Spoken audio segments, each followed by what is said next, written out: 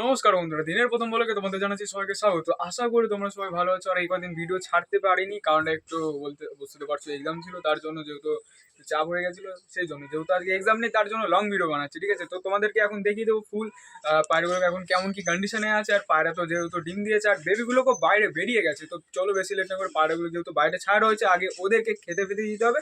তারপরে তোমাদেরকে আমি ভিতরের বলতে গেলে কন্ডিশন কেমন কি আছে সেটা আমি তোমাদেরকে দেখিয়ে দেবো। তো চলো বেশি লেট না করে তাড়াতাড়ি তোমাদের বাইরের ছাড়া রয়েছে দেখিয়ে দিই।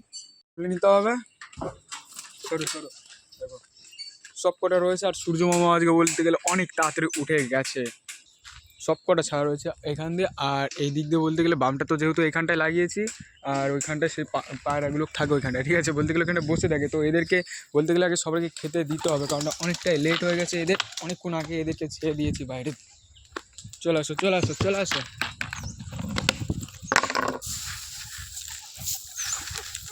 ওইখান থেকে খাওয়া দাওয়া করো, এখানে করছিস কেন?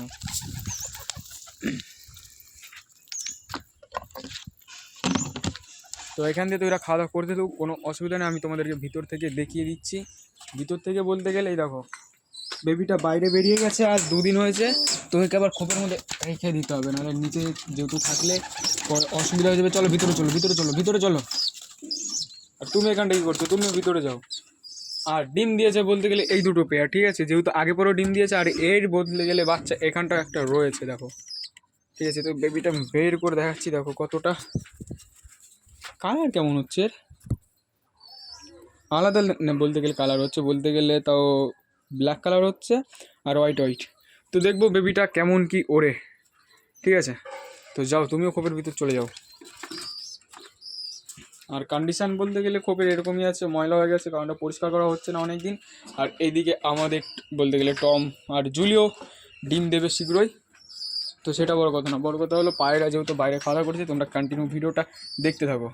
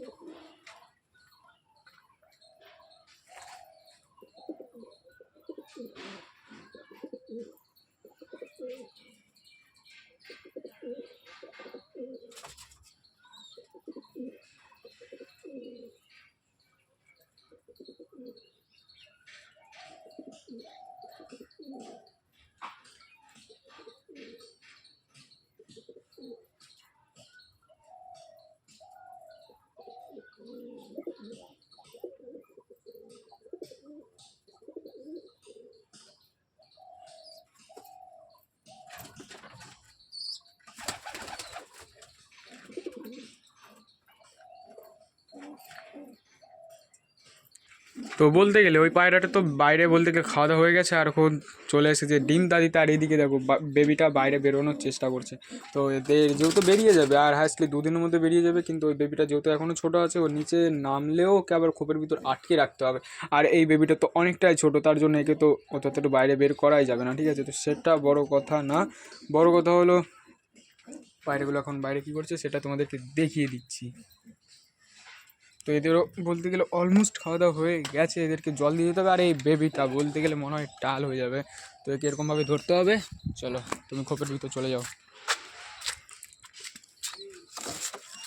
এই খোপের মধ্যে ভিতরেই থাকুক, ওকে বের করবো না, কারণটা যেহেতু এখন পায়রাগুলো সব কটাই কন্ডিশান ঠিকঠাকই আছে, তার জন্য ওকে তো বের করলে তো হবে না। ভিতরেই থাক বলতে গেলে বাইরেই থাক তোরা। আর ওদের তো খাওয়া দাওয়া হয়ে গেছে, আর ওকে তো ভিতরে আটকে রেখেছি। আর এদেরকে এখন দিতে হবে জল। তুমি জলটা নিয়ে এসে সবার আগে ভিতরে যে পাত্রটা রয়েছে পাত্রটা পরিষ্কার করে এদেরকে আবার জল দিতে হবে। সরে যাও সরে যাও।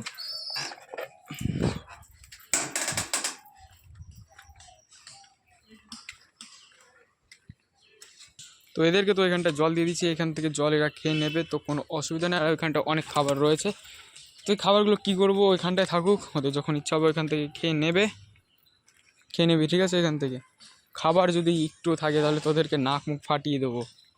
আর ওইখান থেকে তো ওরা জল খাওয়া দাওয়া করতে।